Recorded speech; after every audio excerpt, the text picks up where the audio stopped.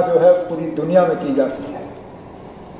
इसी तरह वज़ीर आज़म के तौर पर जो उन्होंने, जैसे तारिगामी साहब ने कहा, सोशल वेलफेयर के मेजर्स जो लिए, चाहे वो इंदिरा आवास योजना की सूरत में गरीबों को मकान दिलाने के लिए, MG नरेगा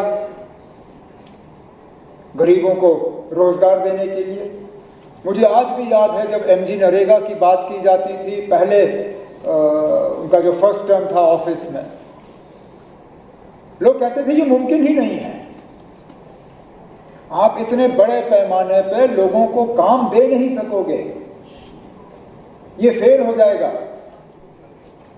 लेकिन इतने साल बाद आज भी आप देखें तो MG नरेगा का ही काम चलता है रूरल एरियाज में। आज भी जब हम ऑनरेबल MLA से बात करते हैं तो कहते हैं ना जॉब कार्ड्स और चाहिए, काम और होना चाहिए, MG नरेगा के तहत काम उठाए जाने चाहिए। जम्मू कश्मीर के हवाले से हम बात करें, जहां बैनुल अक़वामी सतह पर उन्होंने जम्मू कश्मीर के मामलों को हल करने की कोशिश की,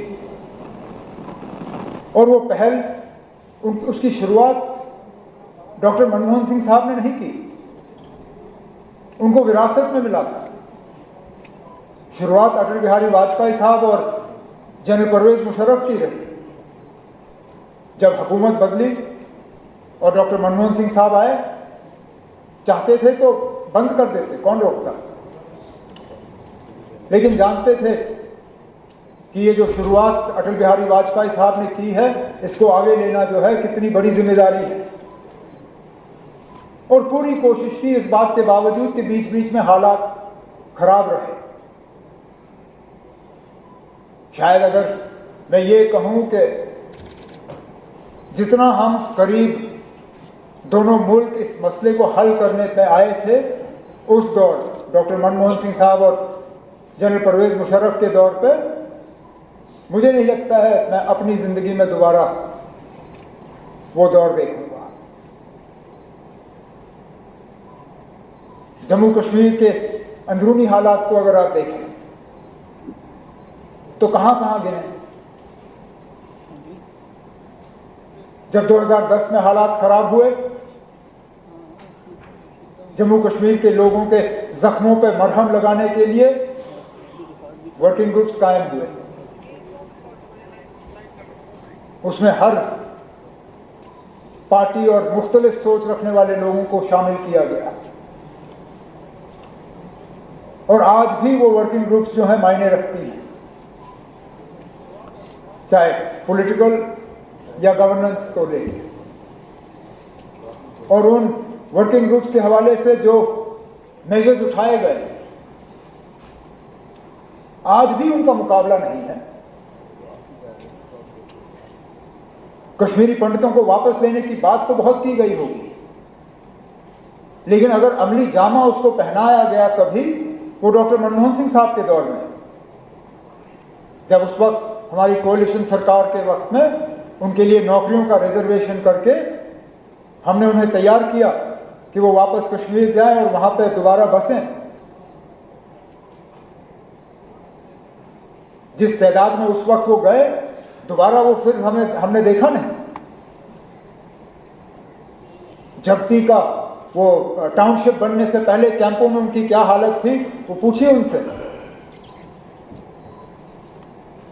उनके दौर में जब्ती का टाउनशिप बना और कश्मीरी पंडित जो हैं, एक बहुत ही खराब हालात जो उनके कैंपों में थे, वहां से जाके थोड़ी सी उनको राहत मिली।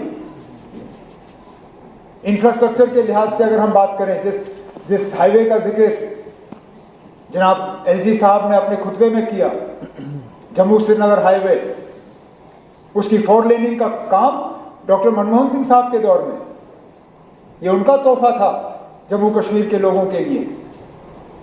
आज जब हम इंतज़ार कर रहे हैं वज़ीर आज़म साहब का कि वो आएंगे और इस रेल का पूरा उद्घाटन करेंगे, जो मैं उम्मीद करता हूं कुछ ही दिनों में होगा, लेकिन शुरुआत कश्मीर को बाकी मुल्क के साथ जोड़ा गया जब बानिहाल का टनल मुकम्मल हुआ और रेल वहां से गुजरी।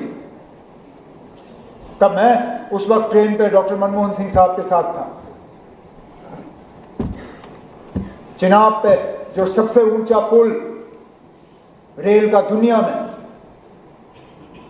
वो काम डॉक्टर मनमोहन सिंह साहब के दौर में शुरू हुआ। बदकिस्मती से ऊपर वाले ने उनको जिंदगी रखी नहीं थी कि वो उस पुल के ऊपर से पूरी तरह से ट्रेन को गुजरते हुए देखें, लेकिन कहीं ना कहीं उनको इस बात की तसल्ली होगी कि जिस काम की शुरुआत उनके दौर में की गई उसको आज मौजूदा हुकूमत ने मंजिल तक पहुंचा दिया।